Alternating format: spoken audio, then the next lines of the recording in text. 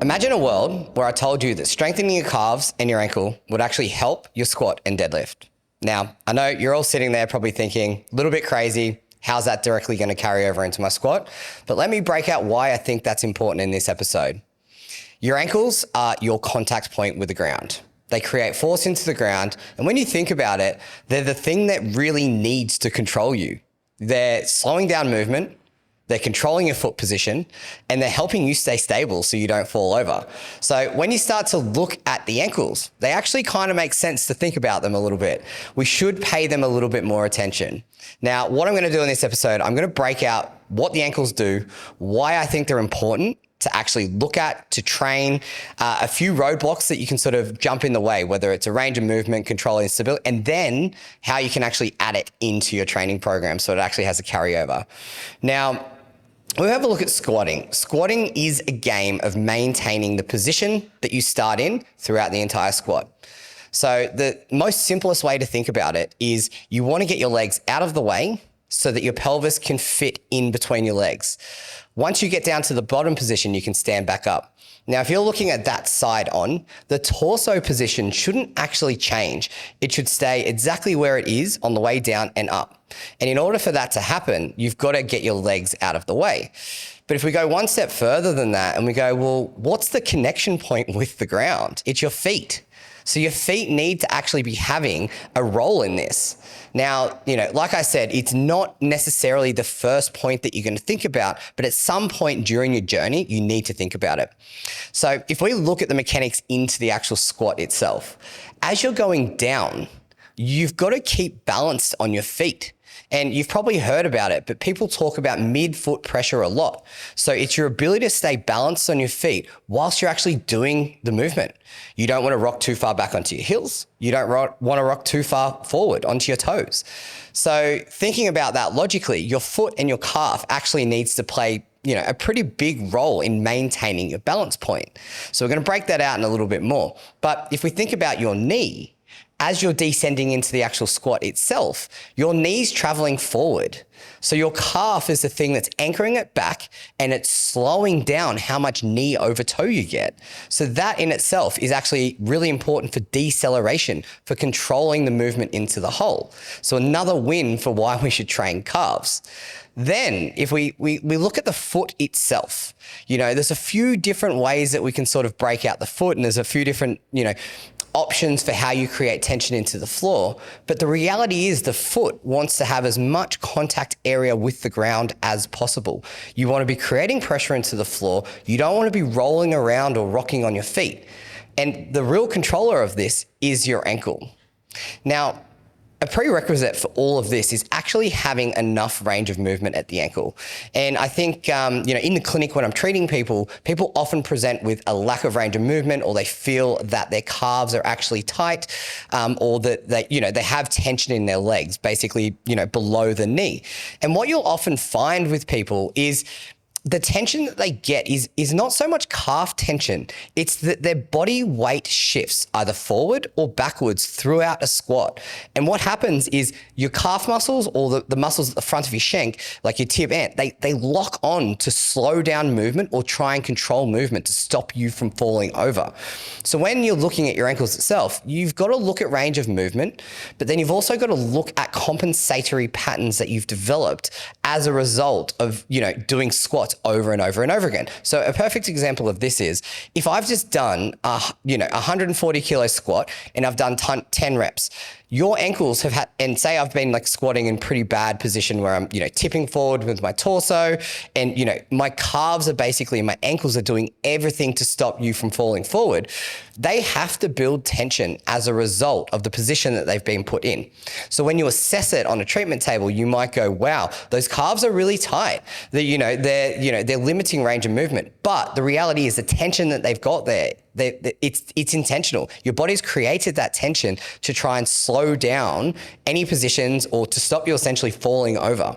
So you've got to start to look at the calves as a bit of a junction point for you to actually put force into the ground. Now, the second thing here is we often talk about midfoot pressure. Now, when you look at a squat side on and you see someone's hips lift or you see someone really knee dominant, it's a really big sign that they're not that balanced on their foot, because what will end up happening is you'll end up shifting onto your toes or you'll end up shifting back. But every time that happens during a squat, one, you're going to see changes further upstream into your pelvis and into your torso position. So, like a good morning squat. But the more important thing is you lose the contact surface area with your foot into the ground. So what that means is, like, if I'm squatting and I'm coming out of a hole and I rock onto my heels, my hips is essentially going to lift. I'm not going to be able to keep my knees forward underneath that squat. So I'm going to lose a lot of the tension that I can generate from my quads to actually push out of the hole. And I'm also going to lose a really good angle that I have in my torso position. So it's going to make the squat a lot harder. But that starts at the foot with your mid pressure. So by being balanced and having a good amount of control of your knee going forward and keeping that even pressure into the ground, it's going to stop you from wasting energy and having an energy leak in your actual squat itself, which is really, really important. So when we're looking at, if we go further upstream, a requirement that you need in your actual squat itself is also to have the required movement at the hip. Now, how does this relate to the ankle? How does this relate to the calf? If you don't have the access and you don't have the range to squat at the hip, you're going to make it up somewhere else, whether it's at the back, whether it's at the knee, and often it's at the ankle. If you see someone that has really limited hip flexion, bringing the knee up towards your chest, you'll often see them rock onto their toes to try and find that extra range of movement.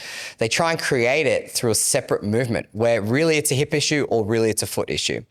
Now, when we go further downstream, so when I'm working with people in the actual clinic itself, people often come in and they go, okay, I've got these tight ankles. How do I get out of this? And often, I'm going to tell you right now, often it's a big statement. A lot of the tension is actually held on the front of your ankle. So you're getting an ankle impingement because your body's had to control range of movement over and over and over again. Now, what that means is you go into a squat and it's two bones end up just smacking together. And, we diagnose that as an impingement as such, but the reality is the impingements get there often from a result of lazy feet and lazy ankles. So if you're walking, think about walking. If you're walking down the road and you're constantly pulling your toes up, you're having to contract the muscles on the front of your ankle every single time you lift your foot to get it moving so you don't stumble and fall flat on your face. Now, if you had a really strong calf and you had a really strong ankle, you would be in more of a position where you roll off your toes and you create propulsion forward. You create that movement where it creates like elastic energy moving forward and you're rolling off your foot. So that is an example of where you're going to get an overload injury on the front of your leg or tension spot on the front of your leg, but really it's a back of the leg issue. So this shows up so much in training. So I've obviously talked about squat to this point, but if we think about a deadlift, for instance, when you're in the bottom of a deadlift position, your goal is to stand up straight. You've normally got knee over bar and your contact point again is the ground. So as you're pushing off the floor, your ankles are straightening out, your plantar flexing. So you want to have a very active calf or a very active foot at least so that you can put that pressure into the ground. Now, obviously your heels aren't going to lift like you're doing a calf raise, but putting that pressure into the ground is going to allow you to actually generate force and get some momentum off the ground, which is super important. So let's have a look at how this can all work in your actual training program. That's a little bit of nuanced stuff. And if anyone wants to go through any more of that, or if you have a weird injury or you have a movement pattern that you're struggling with, just reach out to me, shoot me a DM out. I'm happy to chat further with you about it. But when we have a look at, how would we actually implement calf-based stuff into your training? Now, the first one is you need to get a good feeling of your foot. And, I would suggest to, people to remove your shoes. Doesn't mean you have to squat, without shoes on all the time, but you need to get a good feel of where your balance point is actually when you're squatting. So if you're squatting down, you're constantly on your toes, you know you need to shift weight back. Or if you're constantly on your heels, you need to shift back to the center. So having a shoe that, has more of a minimal sole that will give you a little bit more feedback of the ground is actually really, really important. I know some lifters wear lifting shoes, and that's a topic for another time, but the shoes themselves and the lifting shoes you want to get, if you are wearing them, you want them to be more dense. You don't want them to be a weightlifting shoe, because the weightlifting shoes have air pockets in them and they're quite spongy. They're quite movie. So you want to have a shoe that's basically very dense where you can get the most amount of feedback from the ground as possible. So that's the first thing, actually just getting a feel of where you are in space. Super important. The second one, and I don't think this is a particularly good clinical test, but just checking your knee to wall. So coming out off the wall and pushing your knee forward over your toe and pushing it as far as you can without your heel lifting up. Measure the distance on one side just to check that you're actually symmetrical from left and right. And this is a really good point that you can actually have a look at as well. And you can, if you have an ankle impingement like I was speaking about before, you will feel that pain in the front of your ankle as you push your knee forward. And often you'll only find that it's on one side, it's not on both sides. So it's a really good diagnosis, just even, when you're self-assessing, just to go, hey, have I got something on, in my ankle that sort of needs assessment and needs proper treatment before you move on. So, those two tests, just, getting your knee over toe, and then on top of that, getting into the bottom of squat. Can you actually body weight squat without restriction, but hang out in the bottom there, and have control where it's not actually a hard conscious movement? Then how do we actually action this? So you've got the proprioception, you've got the feel, you know where you need to be in space. Now, the easiest way to actually implement this into your training program is one of two ways. So the first way would be just through your warm-up program itself. And what I would be looking at doing is actually training your gastroc, so a calf raise with a straight knee. And we would want to train something as well for the soleus, the actual ankle mover. We would want to train that in a bent knee position, so like a seated calf raise. But I think we can do a little bit better than that. So with the gastroc with the straight knee, you don't really need much more. You don't really need to crazily progressively overload it.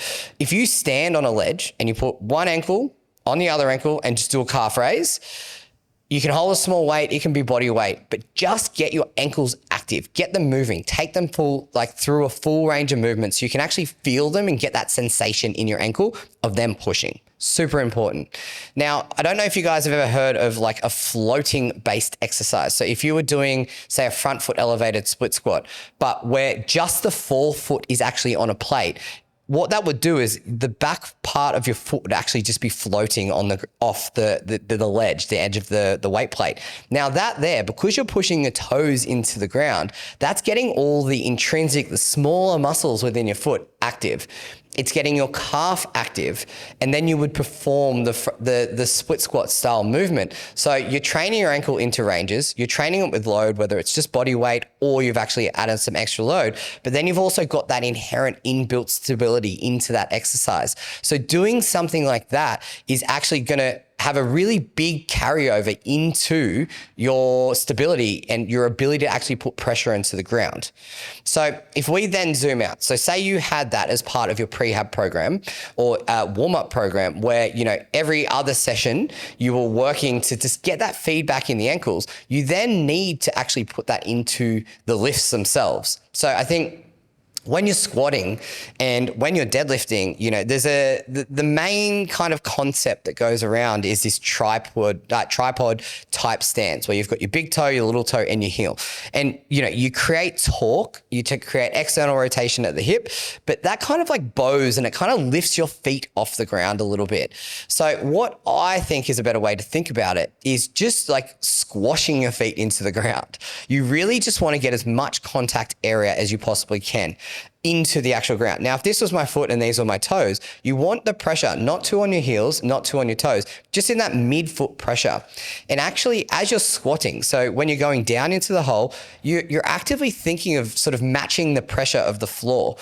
And as you're going down, it's not like you're just thinking of your hips, you're just thinking of the back. You're thinking about like the tension that you're actually placing into the ground, because that's really important, where you are in space, how you create that power. And then out of the hole, you're obviously squeezing the floor, you're squeezing your quads, and you're pushing it back up into the bar. So they all kind of work together. They're not like separate segments. And that will actually supercharge your ability to stay balanced. It will help you be like control your center of mass. It will stop your hips kicking out. It'll stop your knees being too far forward. And you'll find that you'll squat up and down in a really succinct way. And you'll be able to get a lot of consistency in the way that you actually squat itself. So that is the first thing. Then when we move into like the actual training side of things as well, is, there is a bit of a group of people that say, hey, like we don't train calves, your calves never train.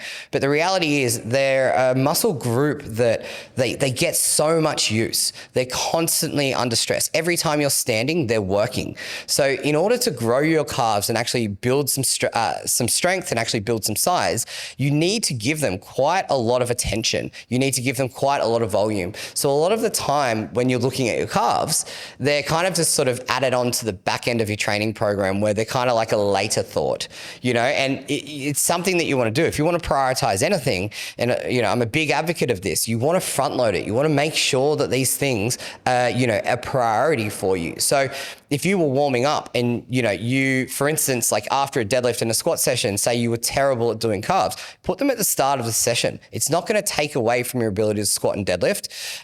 You're going to be fresh. You're going to be able to give them more energy. You're probably going to be able to progress them more and add more volume. So put them in a position where you actually put focus on training your calves. Now, if we move into deadlifts, there's a couple of different thoughts around deadlifts, and depending on your lever types, I don't think there's a right and a wrong. It really just depends on your body makeup and like your positioning and your levers. Now, if you look at someone that deadlifts with a very straight shin angle, there isn't a huge requirement from the calves, but for most lifters, they will benefit hugely from having a little bit of knee over toe, because what that will allow them to do, they will be able to access their knee to create that push power through their quads. But if you actually think about it and action it as well, you'll be able to push your toes into the ground. Now, it doesn't mean you rock forward onto your toes. It keeps pressure into the floor.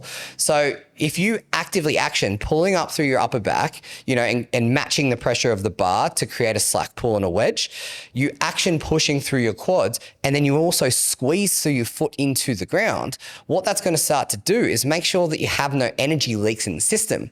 But as a lifter, if you're not aware of your calves and you don't know how to actually use them, you can't really feel your feet, it's not something you ever thought about, this is where we need to start to go, well, hey, and looping back to the start, like your calves actually are pretty important in this whole position.